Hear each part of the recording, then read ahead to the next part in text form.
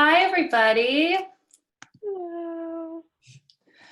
So happy to see so many smiling faces and familiar names, and also awesome to see some names that I don't know, because that means we're reaching out to some other people. Very cool.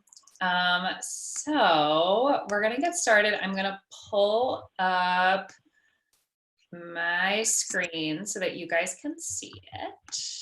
Let's try this. Sweet. Good. All right. So fun when technology works. So awesome to see all of you guys here. If you wouldn't mind, if you haven't done so already, go ahead and just mute yourselves. We'll definitely have some time for some discussion, and I want to hear your thoughts and ideas and opinions and your questions, obviously, too. But I think it'll go a little bit smoother if I can kind of do my spiel first, and then let's have a little discussion and a little bit of a talk back afterwards with that. If there's like a question that you feel like you're going to forget if you don't ask it, go ahead and use the chat box. You can put it into there. I might address it right then and there, or we might circle back to it. But I think that'll be easier than like dipping in via audio questions and stuff like that. So what are we talking about tonight? We're talking about stress and the nervous system. Very timely topic right now, and even wider than the nervous system, but how stress really like affects your entire body. Probably each of you have some physical symptom, some physical reaction that's happening to this state of change. And hopefully by the end of this talk, there'll be some tidbits and some things in there that maybe help explain why you're feeling what you're feeling, and hopefully give you some answers about how to manage that. So if you're feeling stressed right now, you are not alone. This is a time of high anxiety for many of us, as the things that we generally just take for granted are being taken away from us, and the ways that we usually cope with stress in our lives is also being taken away from us. So the purpose of our chat tonight, we're going to discuss how your nervous system should respond to stress in an ideal state. We're going to talk about signs that your body might be overloaded or is handling stress suboptimally. And then we'll discuss how to restore some balance into your system and hopefully start to feel better if you feel like you're swinging towards that kind of suboptimal stress response. So first we have to define what is stress. Stress in and of itself is not a bad thing. In fact, every single system in your body depends on stress in order to grow and adapt and get stronger. So what do we mean by that? For example, if we stress our muscles by lifting heavy things, that's going to be stressful to them. The muscles will break down a little bit, but then that will stimulate a process of muscle regeneration. Your muscles will get bigger and stronger. When we stress our bones by doing weight-bearing activity, that actually puts some stress on them. It causes the bones to actually break down a little bit, but then they are remodeled and they grow stronger than they previously were. If we want our heart to be stronger, we do aerobic exercise. We ask our heart to beat a little harder, a little bit faster. That ends up remodeling our heart, and then our heart is going to work more efficiently and pump the blood a little bit better. We also know that immune stress is really important to stimulate a really good immune system. So we need to be exposed to a little bit of bacteria because that stimulates an immune response. It puts stress on our immune system, causing us to build up antibodies. And then the next time that we see that bacteria, hopefully we can respond more quickly, or maybe we're immune to it. So hopefully that's what will happen if this virus comes around a second time, is that we'll find that many of us have been stressed appropriately so that we can respond well. So what all of this means is that stress is actually a normal state. We are designed to grow and change because of the different stresses in our lives. That being said, our response to emotional and mental stress is meant to be short-lived. It should happen as a little blip, and then we come back to our resting state. If we are excessively stressed, work is difficult, family is difficult, we can't see our loved ones, we can't even go out to the grocery stores the way that we used to, that can send our body into hyperdrive, which means that it's constantly responding to these stressful stimulus. That constant state of needing to respond is really tiring for your body. So if the heart is being tasked and the muscles are being tasked and your whole nervous system are being tasked constantly, that has a caloric toll on your body. It has an energy cost on your body. And it can end up leaving you feeling burnt out, broken down, or like you're boiling over because you're constantly activating all of those systems inside of your body and you end up with no resources left. Very often when we're in states of excessive stress, we feel extreme fatigue, but somehow can't fall asleep, right?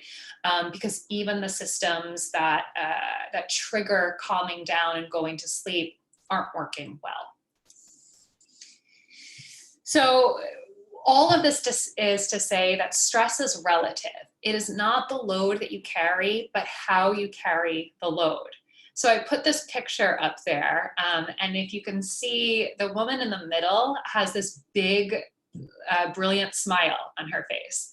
And I would venture to guess that if you took that very, very heavy weight and put it on your head or my head, I would not have a big smile on my face. That would feel really heavy and really uncomfortable inside of my body because I've never done it before. My body isn't acclimated and used to it, right?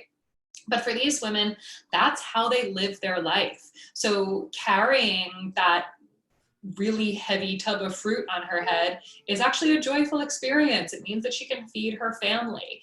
But for me, would feel really, really terrible, right?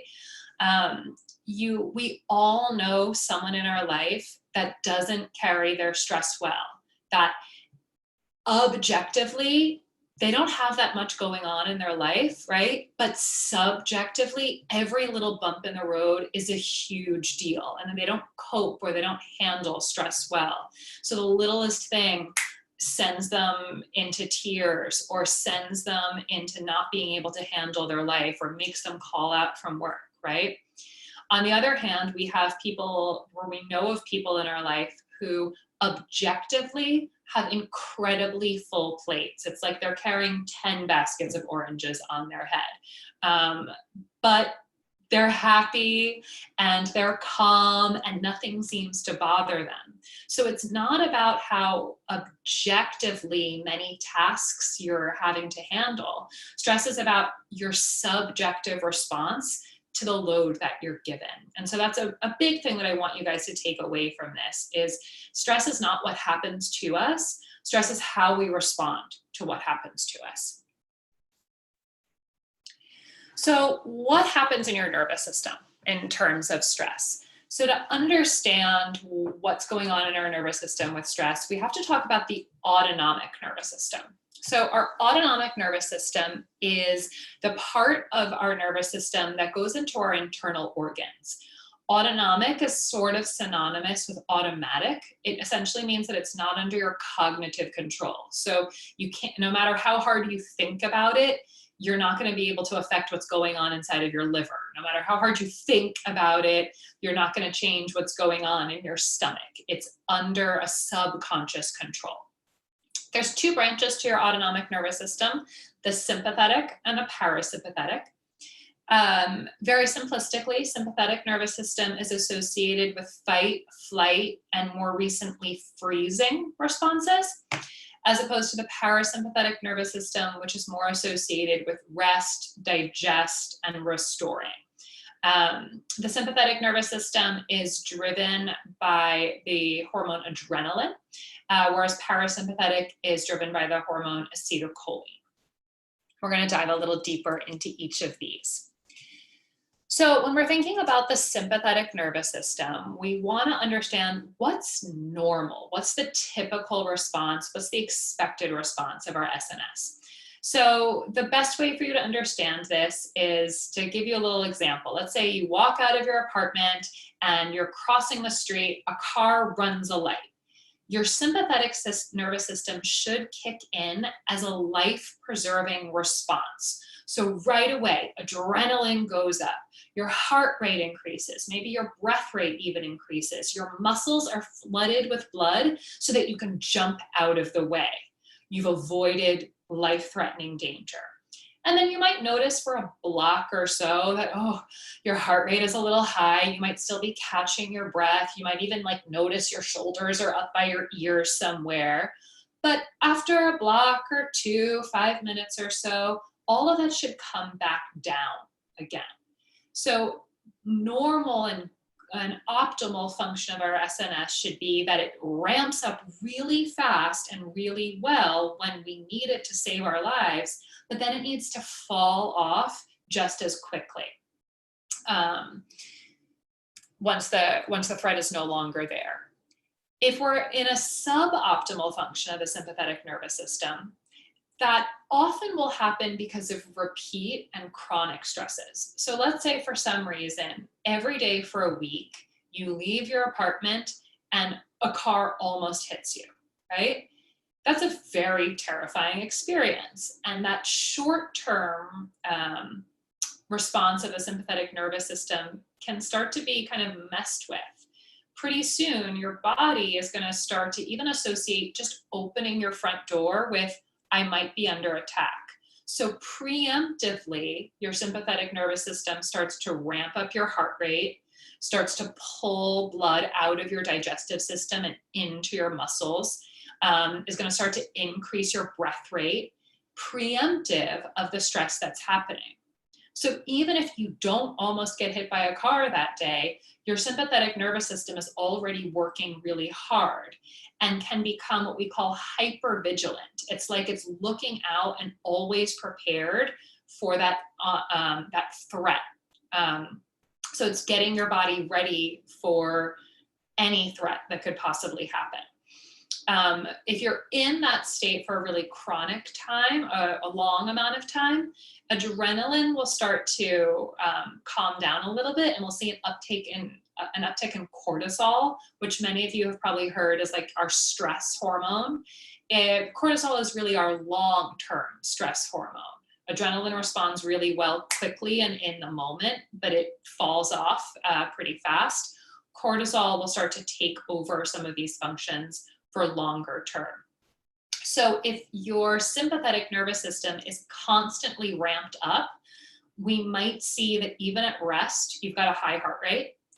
We might start to see that your digestion really becomes affected, because if that blood is moving out of your stomach and going into your skeletal muscle, that means that it can't digest your food well.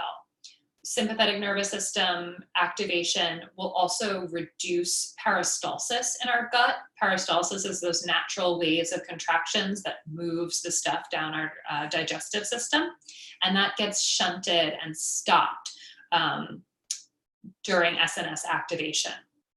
You might start to see or feel that you're getting a lot of headaches or muscle cramps because of that hyperactivity of the musculature.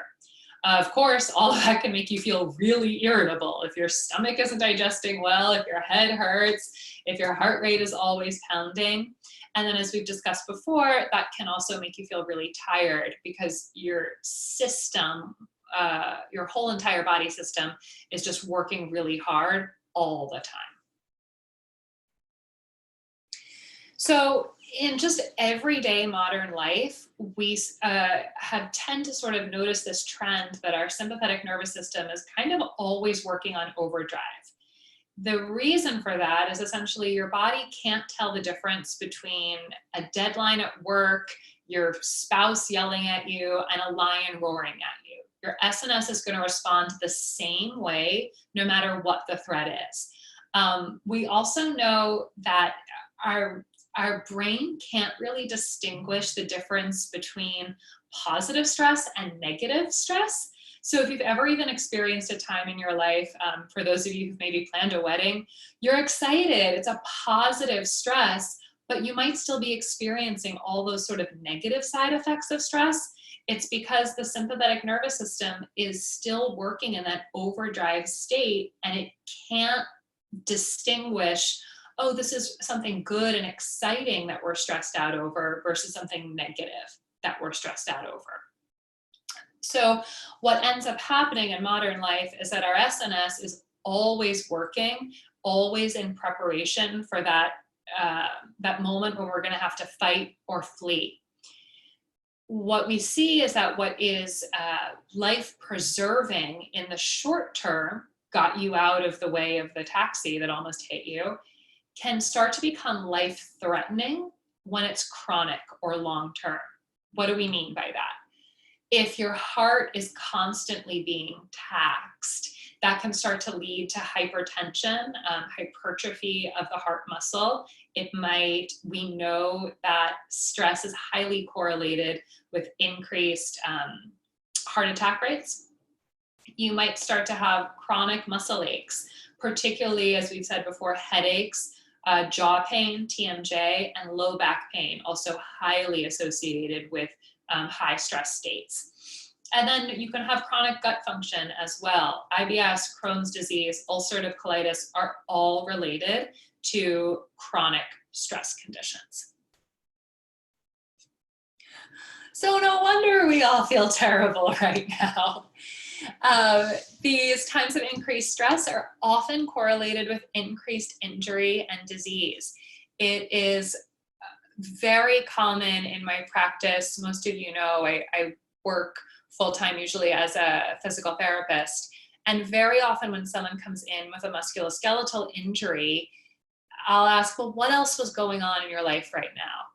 Well, I just got promoted and I'm working a whole lot harder, or I just had my second child, or I just got divorced. Very often, physical injuries happen around a time of mental stress. For all of the reasons that we've already named, it's this system-wide overload. Our bodies love predictability.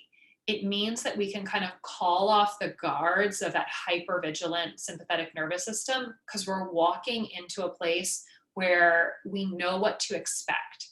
So thinking about right now, there is no predictability. We have no idea what tomorrow is going to look like, much less a month from now, much less 6 months right now. So just being these creatures who love routine in our bodies, having that poor predictability is very stressful.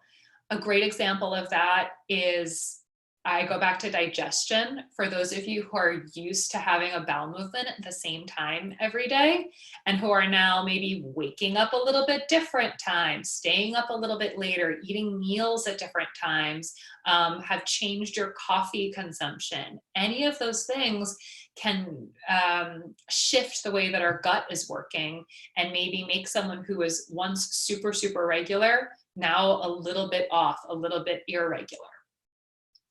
What else? So we've talked about how in chronic stress, we're going to start to see higher levels of cortisol. Cortisol will end up leading to inflammation inside of the body. Higher inflammation rates, again, are more associated with musculoskeletal injury, sprains, strains, pulls. You also have a higher chance of getting sick. So there's this depressed immune function when we're in a state of inflammation. That's something to really think about right now. You know, how we are all so fearful of something that could be making us sick, but perhaps that worry and that stressing out over the sickness could actually make us more vulnerable to the sickness itself. It's kind of scary. Higher levels of cortisol are also associated with higher blood sugar and increased hunger. So if you've been finding yourself wandering into the kitchen once an hour, hoping that maybe there's something new and exciting in there for you to eat, like I have, you're not alone. It's that cortisol talking. And then at the same time, cortisol is going to trigger you to hold weight on your body because your body is preparing for disaster, potentially. It wants to keep a little bit of extra weight on just in case the bottom drops out. Higher levels of circulating cortisol can also lead to decreased levels of serotonin. Serotonin is one of our feel-good neurotransmitters. So not only is the increased stress causing all of that inflammation and all those negative effects, it's actually can start to bring down our mood as well, because it's it's reducing the amount of serotonin that can be released into our bodies. Okay, so how should our parasympathetic nervous system work? Remember, parasympathetic is that rest, digest, calm down part of our nervous system. So let's go back to that example of walking across the street, the car almost hits you. When you don't get hit by the car, now you've walked 4 or 5 blocks away, your parasympathetic nervous system should be kicking in to bring you back to your resting state. So that means the heart rate is coming down, your breath rate is slowing down a little bit, those shoulders should relax down away from your ears. We're taking some glucose out of the blood and putting it into storage because we don't have to get ready for the fight. And all of this is going to be mediated by the vagus nerve, which we'll talk a little bit more in depth about later. Later in the evening, your parasympathetic nervous system is also, as we've said, a big part of digestion. So parasympathetic nervous system comes on after you've eaten to start to cause those contractions in the gut of peristalsis, also helping to open up the bile ducts and get some bile into your stomach. It will also help to lower your body temperature when it's time to go to bed. Parasympathetic nervous system contracts your bladder when you urinate and is also involved in arousal and sexual function. When our parasympathetic nervous system functions suboptimally, so we're supposed to essentially live in a PNS dominated state. That should be the driver most of the time. You shift over to SNS briefly and then should come back down into PNS.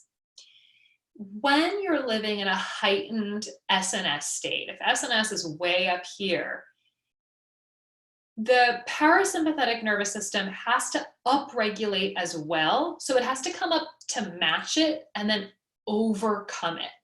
And getting up this high might be too much for your PNS to do. It's not meant to rise super, super high. It's meant to kind of live in this middle rate. That picture there of the seesaw, it should be SNS goes up a little bit, and then parasympathetic goes up a little bit. SNS, we should teeter-totter between the two. But if you're living way up here all the time, in order to mitigate that, you're having to kick that PNS to work much harder than it actually should. So it's actually becoming taxing for the PNS to signal those rest, digest, and restore functions inside of your body. So we can actually see problems if you're having too much PNS activation. We mostly see that in the gut, where people will kind of swing back and forth between constipation and diarrhea, or they'll get really bloaty and burpy because that PNS is trying to work so hard just to overcome all of the stimulation that's going on from the SNS.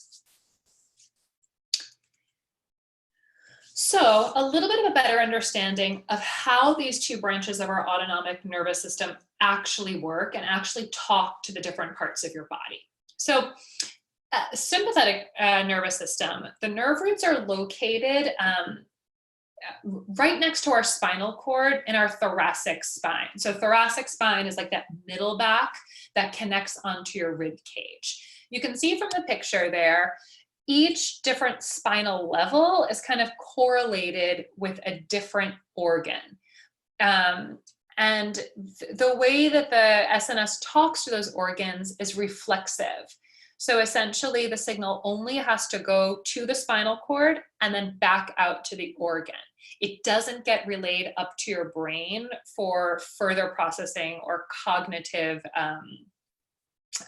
dealing with it, which is a good thing, right? Again, think about that example of almost being hit by the car. You don't want to have the signal go to your spinal cord, go up to the brain.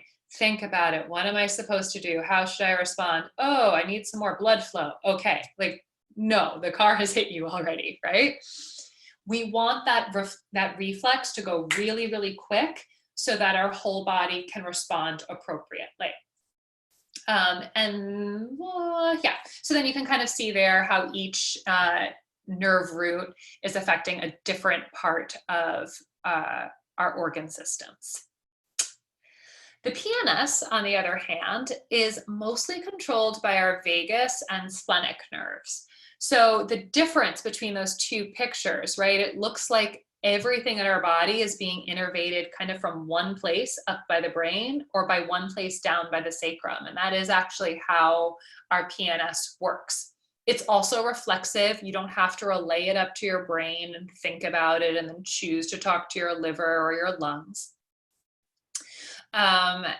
Our vagus nerve, we're going to talk about this a little bit further, but that lives in your brain stem, and it branches out and innervates the viscera of your cranium, your thoracic and your abdominal cavities, whereas the splenic nerve innervates your pelvic viscera, so your urinary and reproductive systems.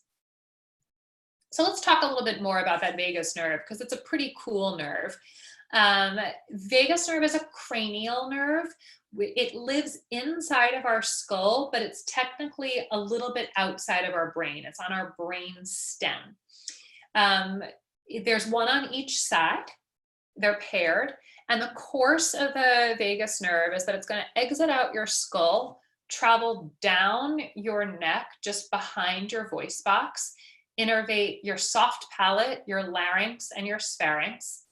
Your pharynx, excuse me. It's going to keep going down your throat and actually innervate your heart. It will keep going down into your abdominal cavity to innervate your stomach, your small and your large intestines. And then the vagus nerve is a two-way road, just like the strip in Las Vegas. It's going to carry both afferent and efferent fibers. Afferent fibers are sensory, so they're going to pick up what's going on in the different organs and relay it up. And then efferents are effectors or responsors. So they're going to take something from the nerve and talk to the organ and tell it what to do. Two-way street. So a little bit more specifically about how your vagus nerve works with your heart and how it changes your heart rate and brings your heart rate down.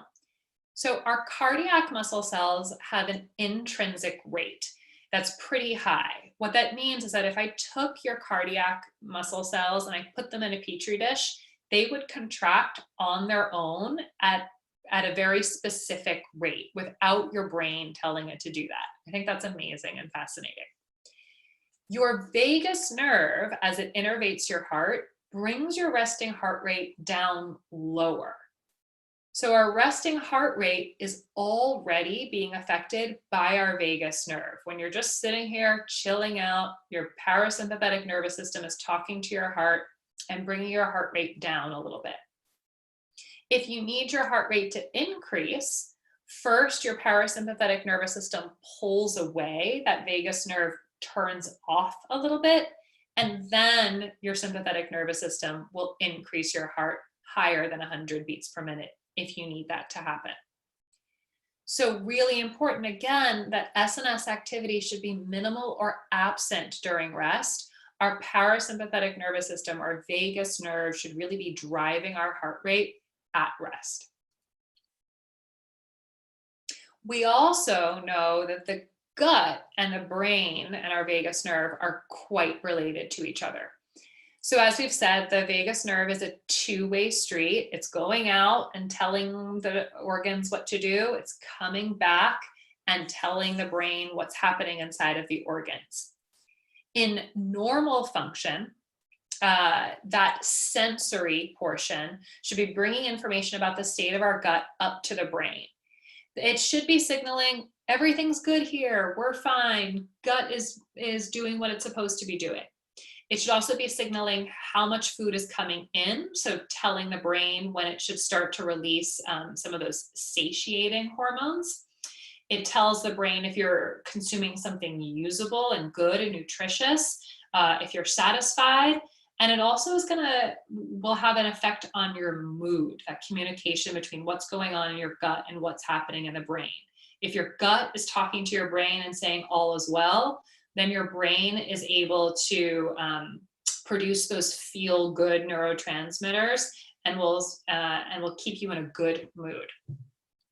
On the efferent end of things, or those effector parts of the vagus nerve, it helps to trigger digestion by triggering salivation, controlling your swallowing, so that larynx, pharynx, stimulating peristalsis in the gut, and also talking to the liver and the gallbladder and telling them to release bile. If things aren't working well in that brain-gut connection, because of too much sympathetic nervous system activity, we can actually start to shut down digestion. Those afferent, those sensory vagal pathways will then sense that something's off and talk to the brain. The hypothalamus in the brain will then talk to the adrenal glands and tell them, oh, something is off, we're in a stress state, release the cortisol. And we know what happens if we have too much cortisol going on in our body for too long. Also, if our gut is functioning poorly, it will signal up to the brain not to make that serotonin or GABA neurotransmitters as well, which can have a huge effect on our mood. So what will end up happening is then if you eat and you have poor gut motility, you're going to end up having constipation, IBS, general upset stomach things that are going on. So this is all associated with low vagal tone. If you're not having good communication to the gut and from the gut, you can see all of these dysfunctions within the gut. And there has been some research too that we're starting to see more and increased cases of IBS, food sensitivities, if not allergies, but just general discomfort from eating something like gluten. And that could be because of our high stress levels and the fact that our parasympathetic nervous system isn't able to work optimally. So what can we do about it, right? I've kind of put out this dismal picture of what it looks like to be in this chronic stress state. I know, I'm sorry. But now we can talk about how we can use our bodies and kind of biohack ourselves to feel a little bit better and maybe start to get out of that SNS state and into a little bit more of parasympathetic tone. So as yogis, we have probably all experienced that powerful moment of taking a deep breath or two and how that literally has a physiological effect on ourselves. That moment of just taking a couple slow, deep breaths, we feel the physical change. Well, here's the science behind it. How does that work? We've seen that there's tons of studies out there that show that breath work can actually improve ANS function by improving vagal activity or vagal tone. It's interchangeable. What happens naturally when you're breathing, as you inhale, your entire autonomic system, nervous system is inhibited. Remember that normally your parasympathetic nervous system should be controlling your heart. But if our ANS is inhibited, it's going to inhibit your parasympathetic nervous system, which means an increase in your heart rate. I know that's kind of like a lot of inhibitions, but basically inhale is going to increase your heart rate because it turns down the gas pedal on your parasympathetic nervous system. As you exhale, your entire autonomic nervous system is stimulated, which means PNS can kick in again. We put the gas pedal on, and that will end up bringing your heart rate down. So just thinking about that for a second. Inhale, my heart rate increases a little bit. Exhale, my heart rate goes down a little bit. The wider the swing between your inhale and your exhale can signal how well your vagus nerve, therefore, is functioning, or how well your parasympathetic nervous system is functioning. This is a phenomenon called heart rate variability, There's some cool apps out there that you can get that can actually measure your heart rate variability. It's an interesting thing, but it's kind of the scientific way that we measure how well your parasympathetic nervous system is functioning. We should see a big difference between what's happening in your heart on your inhale and what's happening on your exhale. So if you breathe slowly, and I'm talking 6 to 8 breaths per minute, which is pretty slow, what we see is that the sympathetic nervous system is even more inhibited on your inhale, and your parasympathetic nervous system is even more aggressively stimulated on your exhale. That will result in a bigger swing and will end up kind of stimulating your vagus nerve as that's happening. We know that we can't cause our heart rate to slow down just by thinking about it, but your heart and your lungs want to go with each other. They're like a little couple. They don't go anywhere without each other. So you can actually calm your heart rate down by slowing your breath rate down. Your heart will naturally want to follow what the lungs are doing. So if you're starting to feel yourself in a little bit of a stress state where that heart rate is beginning to increase, specifically focusing on slowing down your breath, and even more so focusing on increasing the time that you're exhaling, can have a dramatic effect on your heart rate. Again, remember that on your exhale, the parasympathetic nervous system has the gas pedal on. So if you really slow down your exhale, you can begin to calm down your whole nervous system by calming down your heart, if that makes sense. Again, remember the vagus nerve is a two-way street. So as your heart rate is slowing, your vagus nerve is starting to notice, heart rate is slowing down. I must not be under a direct threat. And it sends that message back up to the brain. So it's not just the vagus nerve saying, calm down, calm down, calm down. It's the heart communicating up as well. I'm calm, I'm doing okay. Also, in the literature and the research has shown that a daily practice of slow breathing has more benefits. So yes, it's a great trick to do in the moment when we're feeling stressed out or overwhelmed, but a daily practice of even just 2 or 3 minutes, that's it, can over time start to shift you from living over in sympathetic nervous system stimulation to living over in parasympathetic stimulation. Another great way to stimulate your vagus nerve is singing. So remember how that nerve comes down the back of your throat and is going through your pharynx and larynx. So singing, humming, chanting, oming, HA-hing, all of those things are going to send a little bit of vibration against your vagus nerve.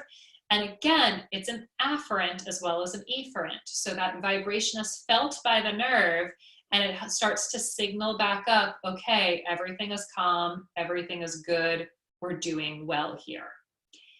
The other thing that's really interesting, right, when we sing, we usually breathe slower anyway. So that's a double whammy. You're getting the vibration of singing and you're breathing slowly, telling the heart rate to calm down.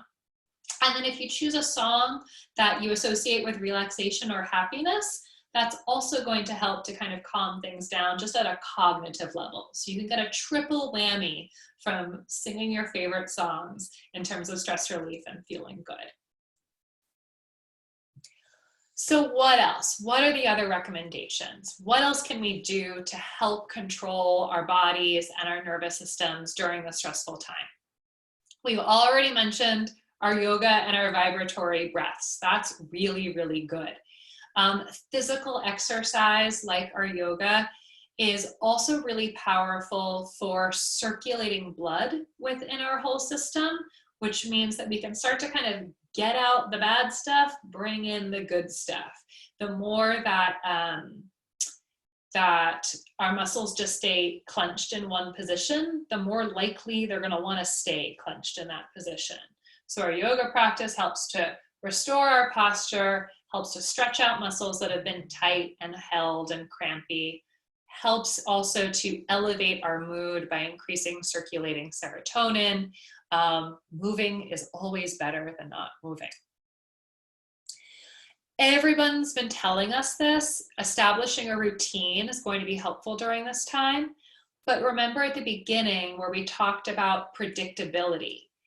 If you start to establish a routine for your body, it's going to really lean into a more predictable pattern. So trying, if you can, to go to bed and wake up around the same time, to eat your meals around the same time, to establish some degree of a pattern so that your body knows what to expect. It's going to help things just feel a little bit better because your body can anticipate what's coming for it. It doesn't have to always be out there hypervigilant looking for what's happening next. Right now as well, my tip here is if you can't do what you normally do, use this time to do something that's complementary. So if you can't go out and, I don't know, maybe you like to go to the gym and lift weights, right? Okay, maybe this isn't the time to build muscle strength, but maybe it's a time to work on your endurance. Maybe you're going to try and walk or run a little bit further. If you normally like to practice with a friend, can you start to do your yoga practice in a way that's a little bit more introspective?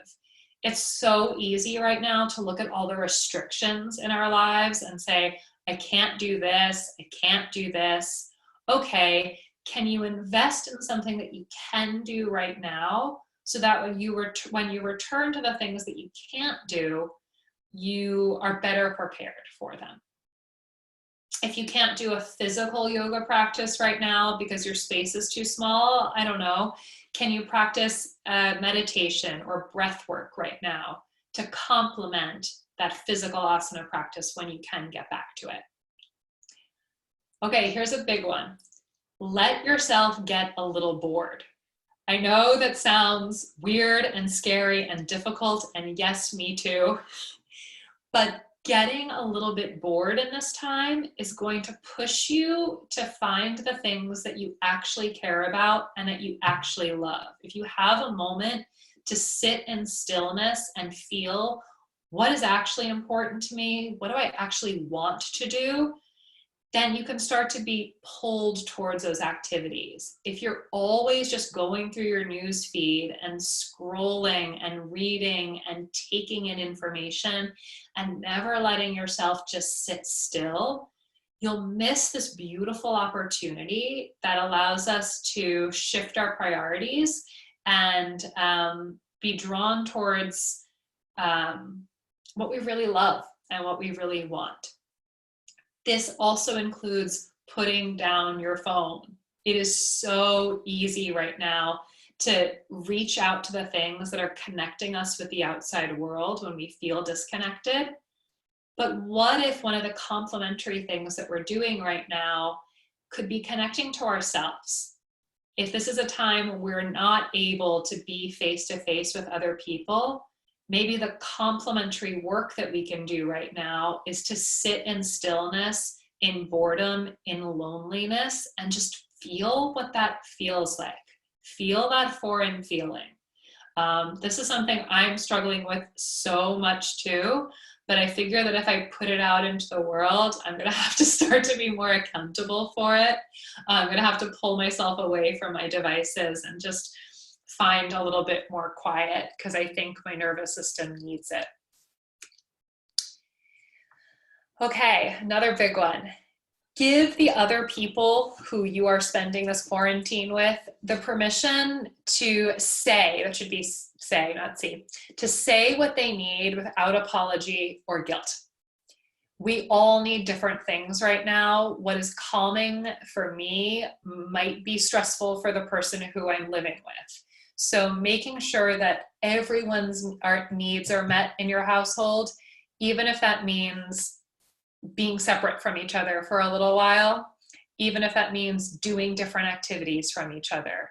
And that we don't have to make people feel guilty or like they have to apologize to us for taking care of themselves.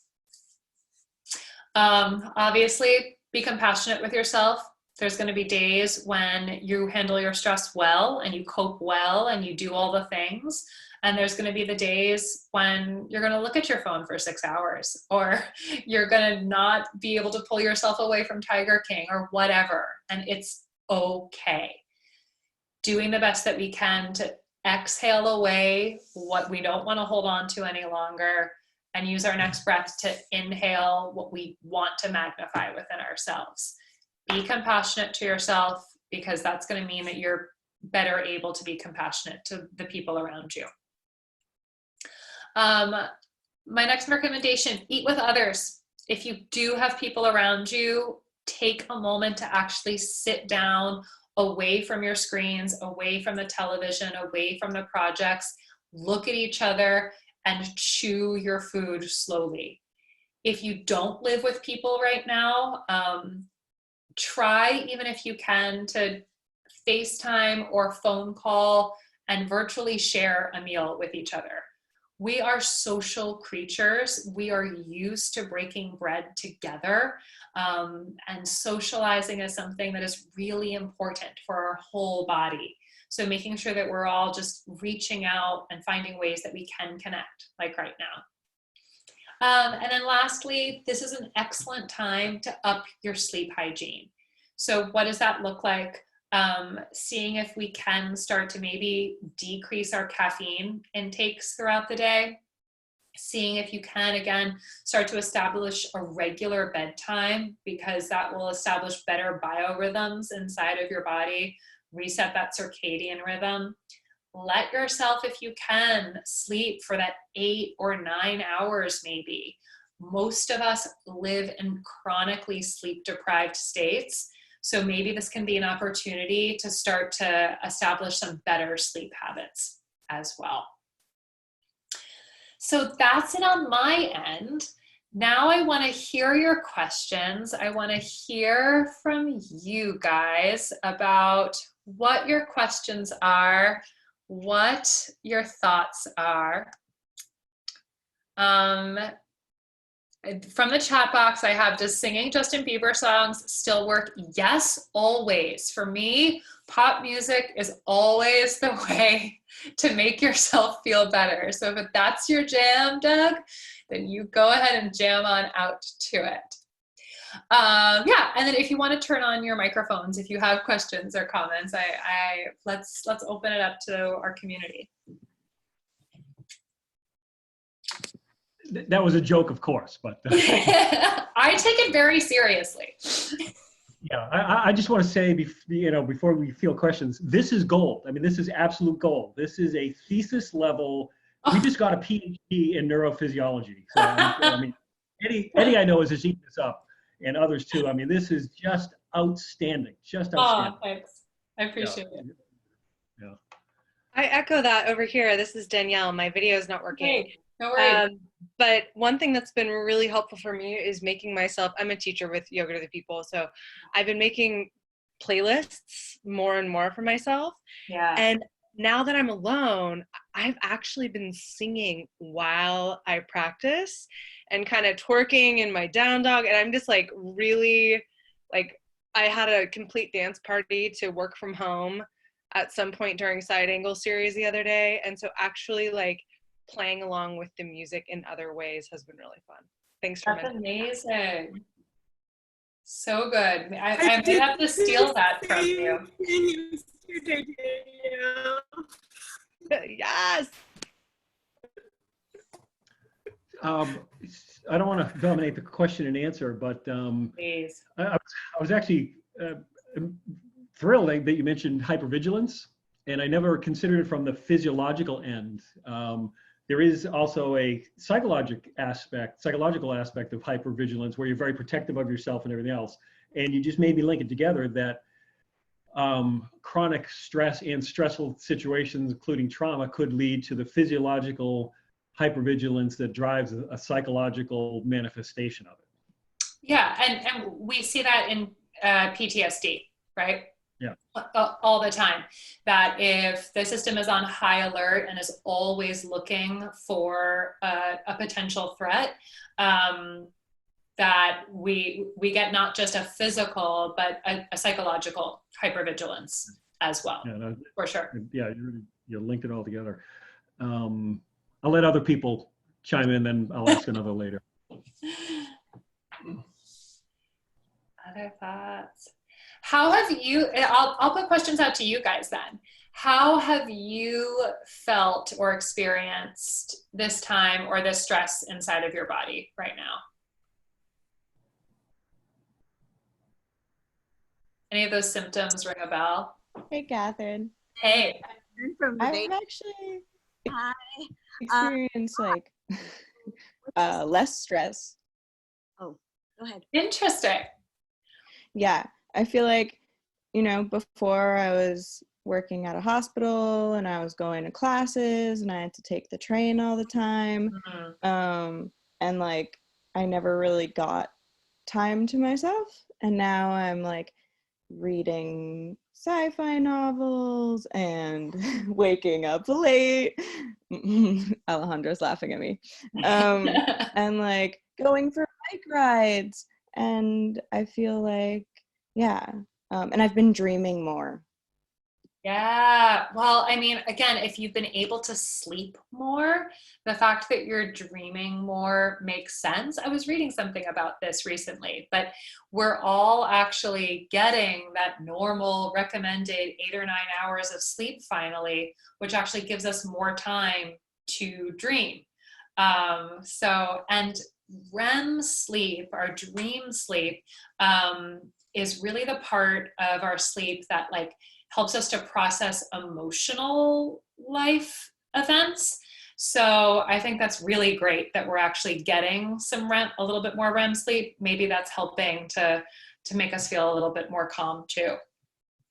I think it's interesting though, your point, Bam, that you're feeling less stressful because you're now able to cope with some of those stressors, or maybe some of those stressors are alleviated from your life. And I think we have certainly seen people who their coping mechanisms are being in their house and reading and are maybe a little bit more introspective.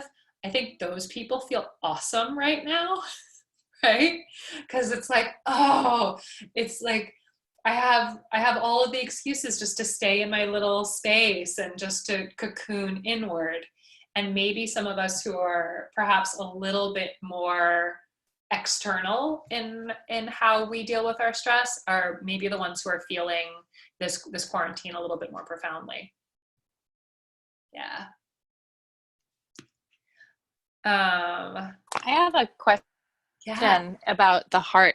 Hi, I came in a little bit late. Okay. And I'm super glad I saw email, so I just missed the very beginning, and that was it. I came in right as you were saying something about the heart muscles. I think you wrote contract without the brain. You said something about the heart muscles, we put them in a petri dish. Can you say more about that? Totally. So your cardiac muscles are very, very specialized muscle cells. We don't have those muscle cells anywhere else in our body except for in our heart. And they have an intrinsic rate of contraction, which means that those muscle cells beat at a certain rhythm, even if disconnected from our brain, which is kind of amazing. There are then little nerve bundles inside of the heart that are connected up to our brain. And that's how we can modulate and change our heart rate. But just on its own, heart has its own contractile rate, and then the brain innervation can either bring that rate up or bring that rate down, depending on what we need. So it sounds like everybody has their own personal baseline heartbeat, and then the stress or the not stress makes it go up or down. It's like a fingerprint in a kind of way. Exactly. And most people's resting heart rate, if it's just the cardiac cells, it's actually a pretty big range. Somewhere between 90 to 120 is our resting kind of just contractile heart, what it wants to do. And then our typical resting heart rates, once we get the brain hooked online, we'll see, they say that normal is anywhere between 60 and 100 beats per minute. However, if you're very cardiovascularly trained, you might be down by 40, 45 beats per minute. In cases of hypertension, you might be over 100 beats per minute. But our resting heart rates vary a lot depending on our stress levels, depending also on our cardiovascular training as well. Thank you. Yeah, you're welcome. What else? Others have said that stress is manifesting in skin getting a little outbreaky. Skin is not my forte, it's not my total specialty, but we do know that sweat rates can increase, right, when we're having increased stress. So your skin just might be creating more oils, more lubrication than normal. But yeah, not my specialty, skin, but certainly we do see that skin can break out a little bit more when we're in more stressful states. Again, immune function is another thing too there. You mentioned before that like a slow exhale helps bring your heart rate down and de-stress you. Yeah. Which, by the way, amazing piece of information and very helpful. Cool. But I wanted to ask you, is there anything like with your inhale that you're supposed to do that can help that as well? Or is it just more about the exhale? Yeah. So your exhale will be able to be longer and slower if you get a little bit more oxygen in on your inhale, right? But when we're thinking about like the most calming breath for your nervous system, your exhale should be double the length of your inhale. So if you're trying to practice like a really calm breath, you can try a 4 count to 8 count, a 6 count to 12 count. But you know, you're gonna have to put some air in order to get some air out. But that kind of slower, calmer, extended, sort of drawn out exhale is what we really see slows the heart rate down. Awesome. Yeah.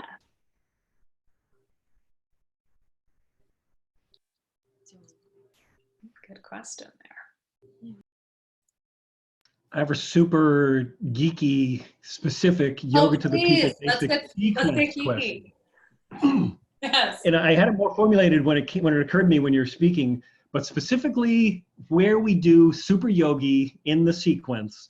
It's after we do some calming, and then bam, everything goes right up through the roof again. Yeah. And there was something specific. I had a more specific question about it, but maybe you could just kind of talk about that general topic about where we specifically do that in the sequence and what all happens.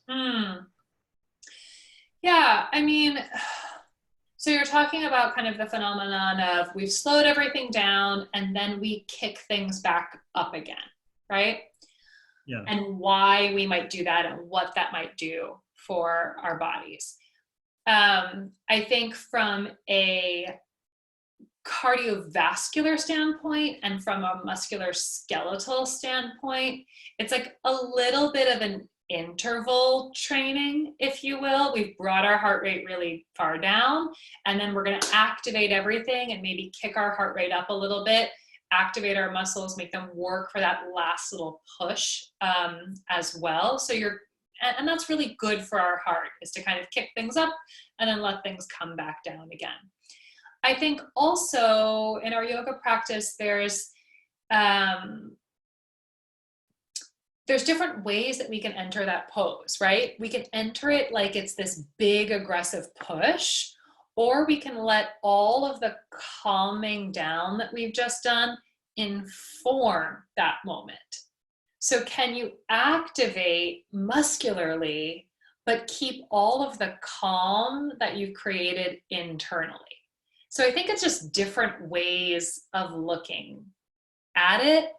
And can we, and for me, I feel like sometimes that moment is like this energy that's not like caffeinated energy. It's this energy that comes from getting rid of all the extra and the excess, and then finding that power that's underneath that. So I don't know. I think it's all about the different ways that you approach it. But again, on a nervous system level, it's a little kick up, a little visit into your sympathetics, and then how quickly can you de-escalate that again?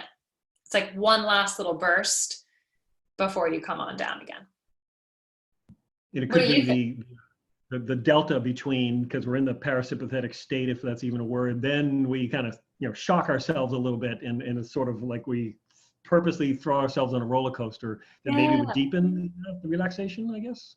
Yeah, I mean, I think those swings back and forth, and I think if we did that at the beginning of class, we might have a very different effect inside of ourselves than when it's placed at the end of class. I don't know. Yeah.